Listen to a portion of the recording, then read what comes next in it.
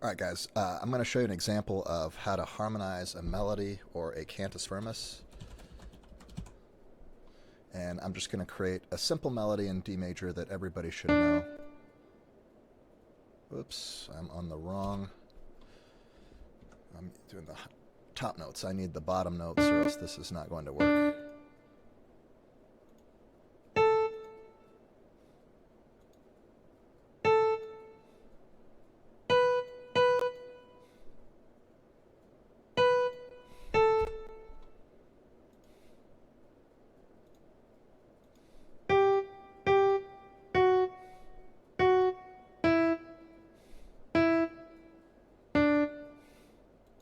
All right, let's play Guess That Melody.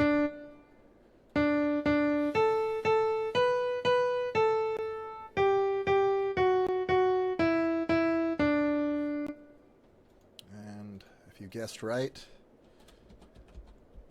that is our Twinkle melody that we're going to harmonize. And just to make everything easier, we're just going to take these repeated notes and just turn them into half notes, which is a common philosophy in the common practice era, counterpoint, with like Bach and Mozart, Beethoven, all those guys. Sometimes repeated notes are counted as the same note anyway, so we're just going to make it visually easier to process by changing them all into half notes. Now, the first thing I want you to understand is that we have a leap of a fifth, which is the biggest leap that we're allowed to have melodically. And then we step in the same direction. This paints us into a corner with what we can do here, and it limits our options. So we're not going to be able to do anything too crazy with what we have here. So we're going to pretty much have to just keep it pretty simple. We're going to start with a fifth, so D to A, and then a sixth, and then a third. So we don't have any dissonance yet. We can't really have any dissonance because of the way the contour is shaped. It just is going to make it messy for us. We could possibly have... no, we just can't. And this is going to be a little tricky too because it's all stepwise motion going down. But I'll show you some tricks for how to deal with that stuff. And one of the tricks is just going to be to use a lot of contrary motion. So let's use our first dissonant note. So we're going to use... Well, we can't really do that either because we have a step up here. And we don't want to have any... We can't have two dissonances in a row. So what I'm going to do is I'm going to leap up here to the G, and I'm going to step down. Okay, so everything is going down here. Instinctually, what do you think we should do? All the notes are going down. How should we handle that? Well, if you think, well, we should probably use contrary motion, you're right. All the notes go down, you want to go up. Contrary motion is interesting, and it's going to make it sound better, and it's going to prevent problems. So we're going to use our first dissonance. We have a third here. We're going to step up to a fourth.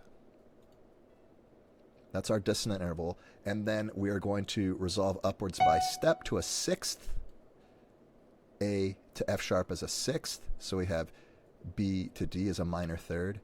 B to E is a perfect fourth. That's a dissonance. And then we have A to F sharp. That's a major sixth, and that's a consonance. So consonance, dissonance, consonance. What kind of dissonance is that? That is a passing tone because it's approached and stepped by the same direction. Okay, so we have a sixth, and we're going to leap down to a third here. So A to C sharp is a major third. Now, another trick that we can do, since we're stepping down, everything's going down, down, down the same direction, we can use what's called a melodic sequence. So we're going to just use the same interval structure, but we're going to move it down a third. So instead of starting on this D, we're going to start on a B, B, C sharp, D, A. So again, now we have the same intervallic structure. We have a third, a fourth, a sixth, a third. So we have another passing tone here. And we're going to end the same way.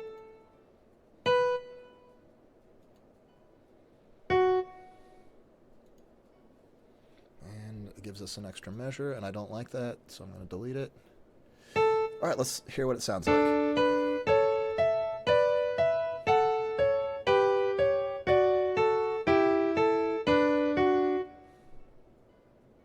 It's interesting. We've got that sequence. It makes it sound good. Lots of contrary motion.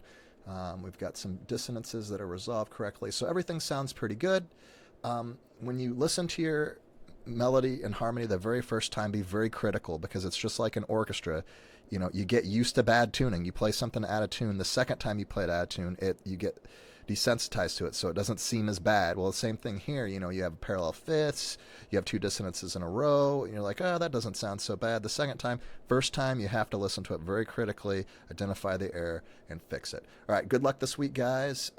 If you have any questions, you know, message me in Schoology or post in the discussion, and we'll try to help you out.